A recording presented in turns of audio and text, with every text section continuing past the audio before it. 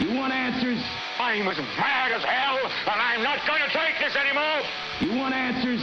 You have offended my family. I think I'm entitled. You want answers? I want the truth. And you have offended Shaolin Temple. You can't handle the truth. Surely you can't be serious. I am serious.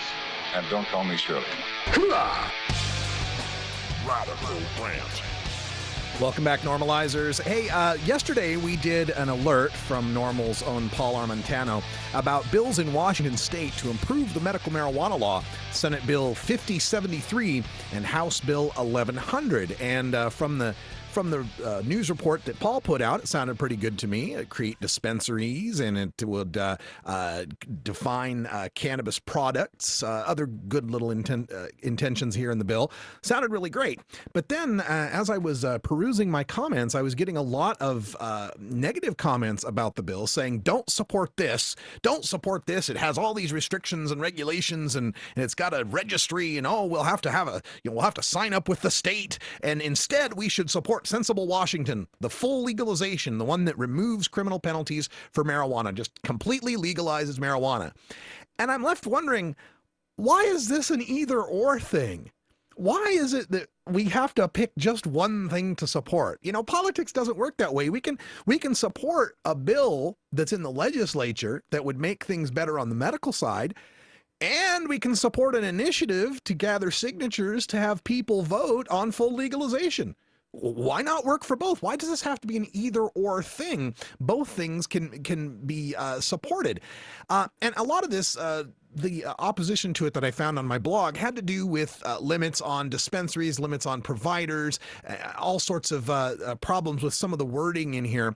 But I think in focusing on that one particular part, they're missing all of the great things that are contained in these bills to help the medical marijuana patients in this state. And, so many times I hear this is about compassion and it's about medicine, right? And sometimes it's about sacrament, right? And yet to have complaints about it being bad for business, well, that's not what this is about. Legalization is about helping business.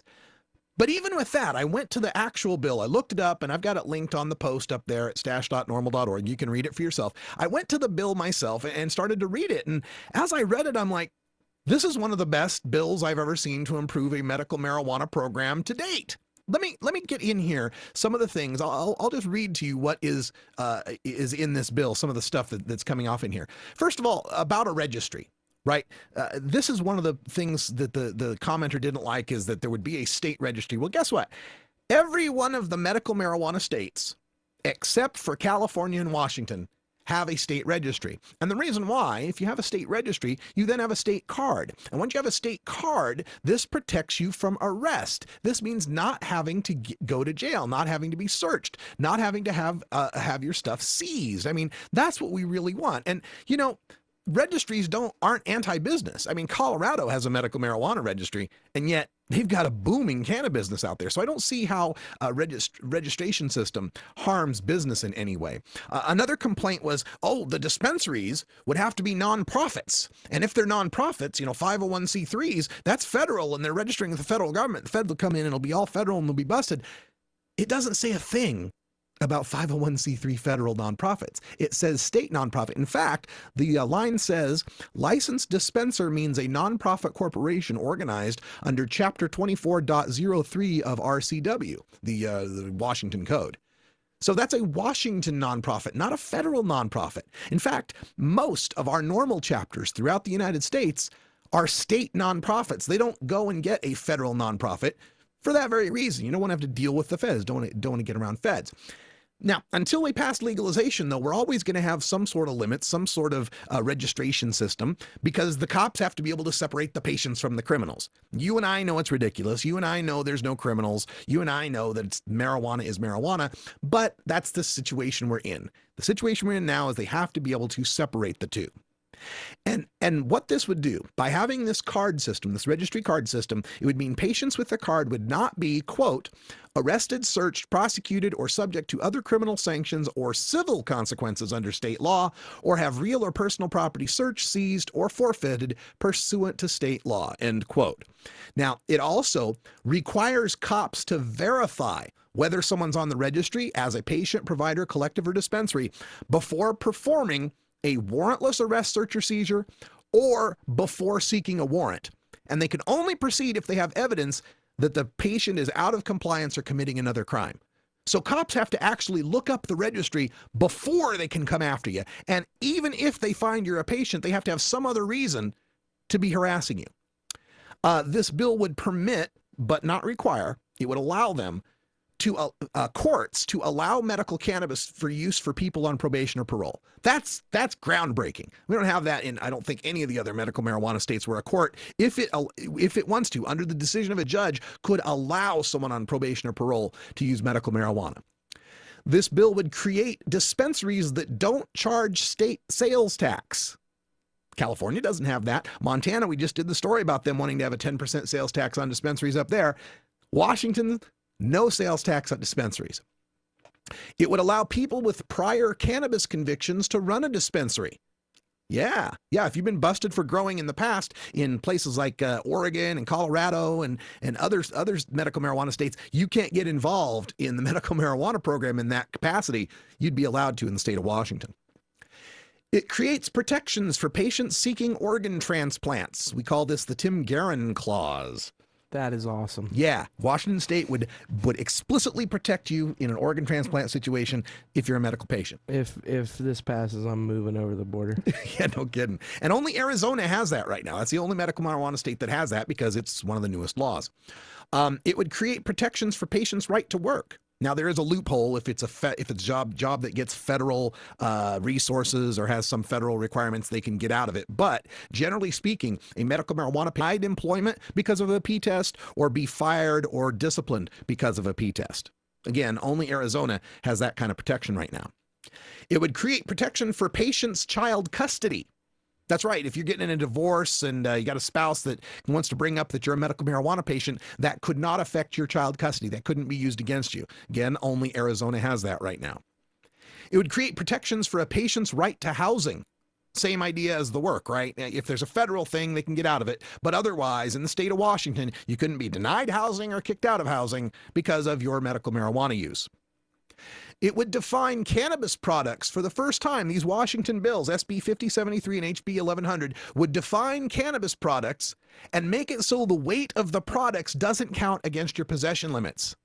Right? You know, in some states with medical marijuana, if you make pot brownies, they weigh the entire pan of brownies to determine what the weight that you're possessing is. You know, brownie and all, not just the cannabis.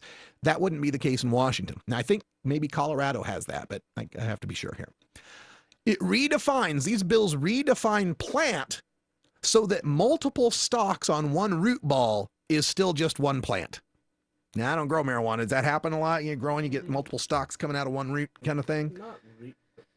Probably should turn my mic on. Not really, but yeah. It can happen. And when it does happen, people get busted for having too many plants. So right. That would be cool. All right. It removes the requirement that the conditions in the medical marijuana law, quote, be unrelieved by standard treatments or medications. That's in the law right now in Washington. Like if you have chronic pain, you have to have tried the other standard treatments and medications first before you can get your medical marijuana card. That goes away. It creates collectives of up to 25 patients that can produce up to 99 plants and have 6 pounds of cannabis on the premises. 25 patient collectives, 99 plants, 6 pounds. It allows patients to change providers at any time. That language isn't actually in the law right yet. And now the patients could have that freedom to change providers. And it retains an affirmative defense if a patient is caught over the limits. If you're caught with over 24 ounces and 15 plants, or if you're a patient / provider, you know, you're doing both, you get double, you get 48 ounces and 30 plants. If they catch you with more than that, you still have the affirmative defense to say, yeah, I needed more than that for my medical condition. And it only needs to be proved by a preponderance of the evidence, which is a legal standard much easier to clear than beyond a reasonable doubt. It's basically if 51% of the evidence says that it was likely to be medical, then it's medical.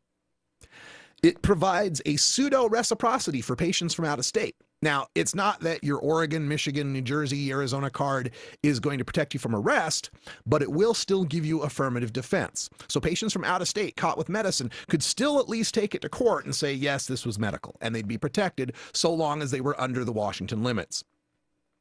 It creates a review board to research the effectiveness of the medical marijuana law. It creates a scientific research program into the effectiveness of medicinal cannabis use. It makes Washington state supreme over its towns and municipalities, which means that they can only adopt ordinances that are consistent with these new laws.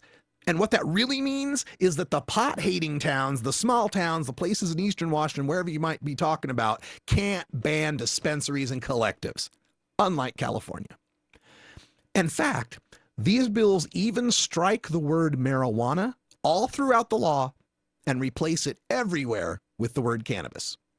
And it even has an explicit paragraph. You know, what I've always been saying, you need a "this doesn't change existing medical marijuana laws" paragraph written in boldface letters. Remember me saying that? Here's their paragraph. Nothing in this chapter or in the rules adopted to implement it preclude a qualifying patient or designated provider from engaging in the private, unlicensed, non-commercial production, possession, transportation, delivery, or administration of cannabis for medicinal use as authorized under the law. It's a dream come true for Washington patients and for cannabis businesses. You can open dispensaries. You don't have to pay sales tax. You can have collectives of up to 25 patients with 99 plants. Look, don't fear the registry. Don't fear the nonprofit status.